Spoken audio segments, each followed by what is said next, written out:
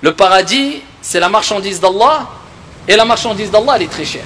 Donc Allah Azza wa Jalla, non seulement il a fait que cette personne soit au paradis, mais il le fait monter, augmenter de degrés. C'est un homme vertueux. Et cet homme vertueux, eh bien, interroge Allah Jalla wa Ala, Ya Rab, mais d'où me vient tout ça? Ah, qu'est-ce que j'ai fait pour atteindre ce degré-là? Allah le fait augmenter des degrés. Donc il dit, pourquoi? Il s'interroge.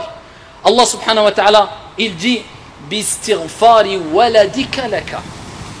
Par la cause de l'istighfar de ton fils pour toi.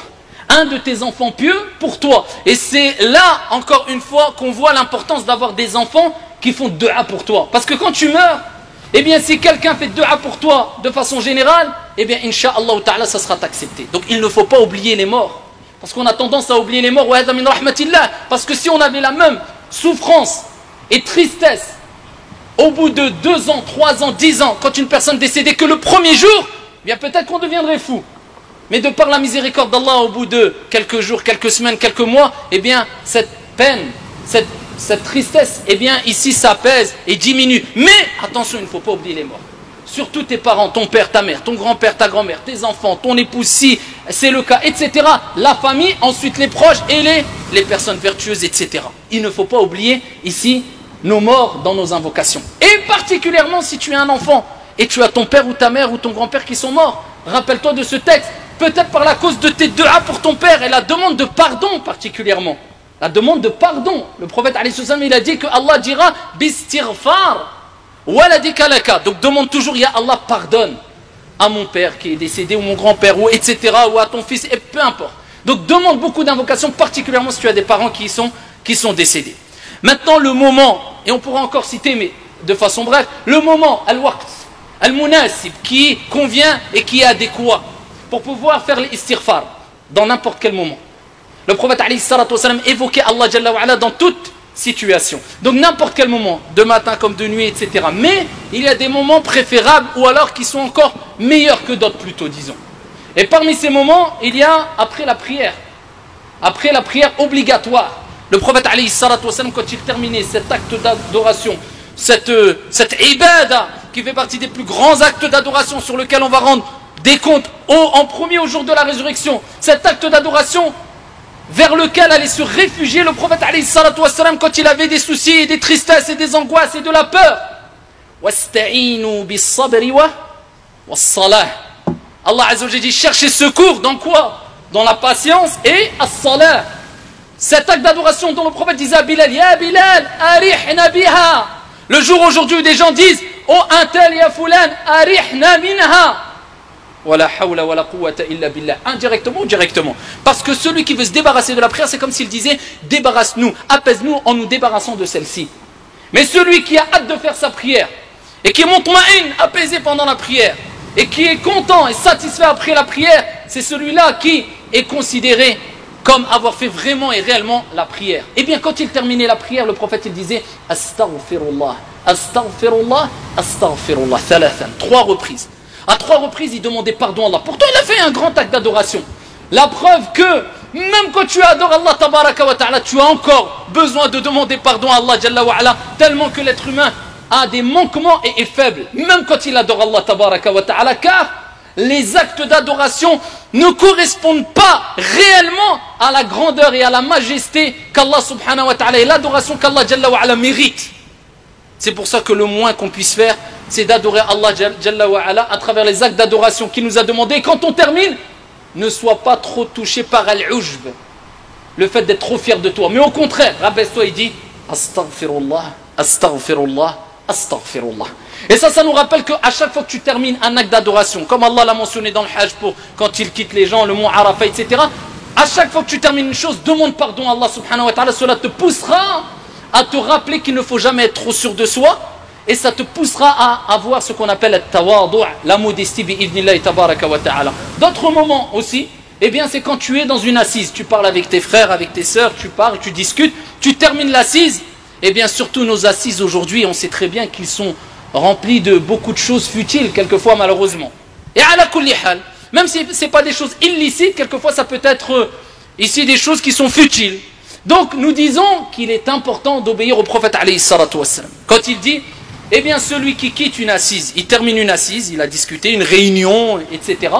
il dit Subhanakallahumma wa bihamdik. Gloire et pureté à Allah. Ashhadu an la ilaha illa ant.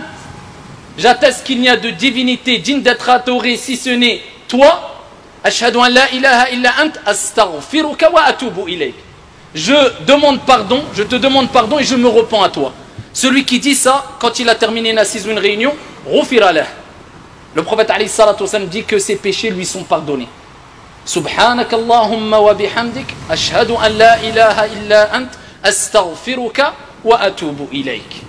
Et parmi les choses à retenir aussi, c'est de quelle manière demander le pardon à Allah tabaraka wa ta'ala. Il y a plusieurs manières. La manière simple et efficace et complète aussi de dire astaghfirullah. Tout le monde peut le faire. Astaghfirullah. Tu peux rajouter astaghfirullah wa atubu ilayk ou bien wa atubu ilayk. Je te demande pardon et je me repens à toi.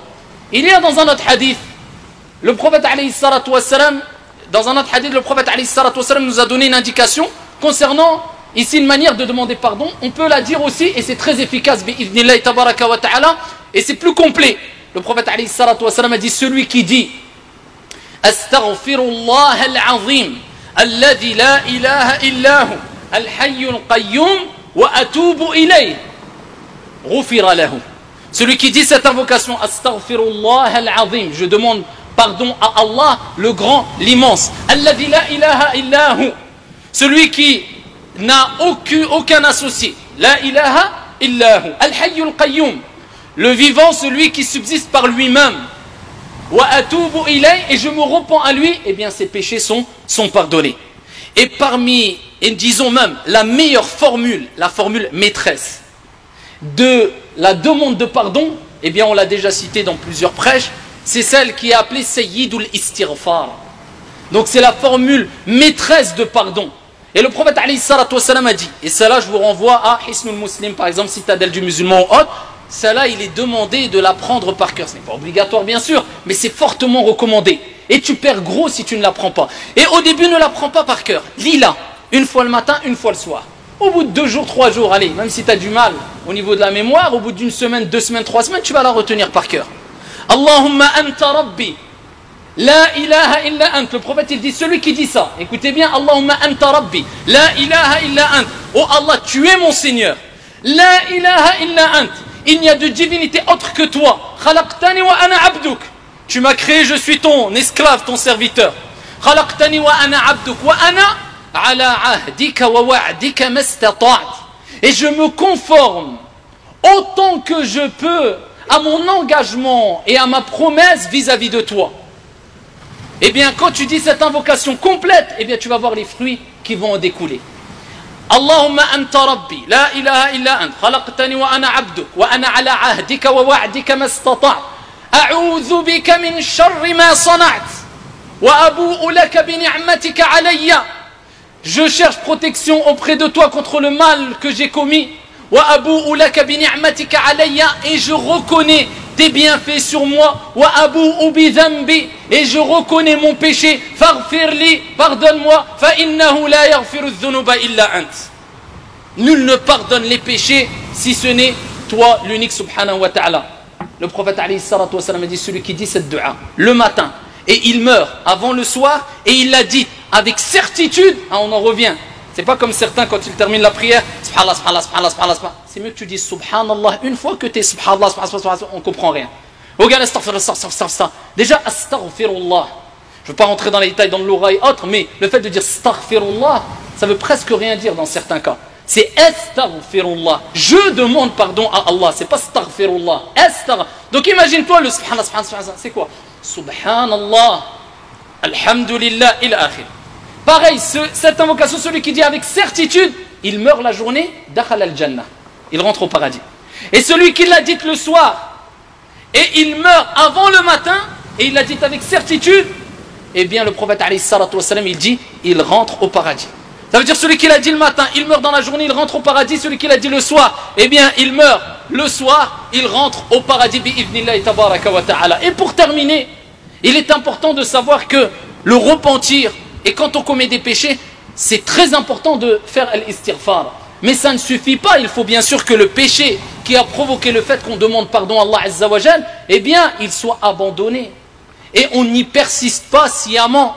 Et c'est pour ça qu'Allah Tabaraka wa Ta'ala, quand il parle dans le Coran Al-Karim, des gens bienfaisants, Al-Muhsinoun, eh bien, il cite plusieurs caractéristiques. Et parmi ces caractéristiques, c'est وَإِذَا فَعَلُوا فَاحِشَةً أَوْ ظَلَمُوا أَنفُسَهُمْ ذَكَرُوا اللَّهَ فَاسْتَغْفَرُوا لِذُنُوبِهِمْ. Et lorsqu'ils commettent une turpitude ou bien ils agissent injustement envers leur propre personne, ils se souviennent d'Allah Tabaraka wa Ta'ala et فَاسْتَغْفَرُوا لِذُنُوبِهِمْ. Et ils demandent pardon à Allah Azza wa Jal pour leurs péchés. Et ensuite Allah Tabaraka wa Ta'ala dit وَمَنْ يَغْفِرُ الذُّنُوبَ إِلَّا اللَّهِ. Et qui pardonne les péchés si ce n'est Allah Subhanahu wa Ta'ala? Il dit Allah وَلَمْ يُسِرُّوا عَلَى مَا فَعَلُوا وَهُمْ يَعْلَمُونَ. Et ils ne persistent pas sciemment dans le péché qu'ils commettaient. Ça veut dire qu'ils demandent pardon, mais ils ne persistent pas dans le péché qu'ils faisaient. Et si tu te repens et tu retombes dans un péché, eh bien repens-toi encore. Allah te pardonnera. Et si tu te repens encore, tu retombes dans le péché, repens-toi encore. Allah te pardonnera. Et si tu le fais encore, sache qu'Allah Tabaraka wa Ta'ala, comme il a dit dans un hadith Qudusi divin, eh bien tant que mon serviteur me demandera pardon, je lui pardonnerai ses péchés.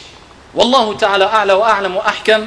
إن الله وملائكته يصلون على النبي يا أيها الذين آمنوا صلوا عليه وسلموا تسليما. اللهم صل وسلم وزد وبارك على عبدك ورسولك محمد وعلى آله وصحبه أجمعين. وارض اللهم عن الخلفاء الراشدين المهديين أبي بكر وعمر وعثمان وعلي ومن تبعهم بإحسان إلى يوم الدين. اللهم اغفر لنا ذنوبنا اللهم اغفر لنا ذنوبنا اللهم اغفر لنا ذنوبنا فإنه لا يغفر الذنوب إلا أنت. اللهم اغفر لنا وارحمنا وكن لنا ولا تكن علينا وارحمنا ولا تعذبنا. اللهم اجعل اجتماعنا هذا اجتماعا مرحوما وتفرقنا بعده تفرقا معصوما ولا تجعل فينا ولا منا شقيا ولا محروما. اللهم لا تدع لنا في مقامنا هذا ذنبا إلا غفرته ولا دينا إلا قضيته ولا هما إلا فرجته ولا مريضا إلا شفيته ولا ضالا إلا هديته ولا ميتا إلا رحمته. اللهم اغفر لنا ولوالدينا ولوالديهم يا رب العالمين. اللهم اغفر لجميع موتى المسلمين. رب العزة عما يصفون وسلام على المرسلين والحمد لله رب العالمين.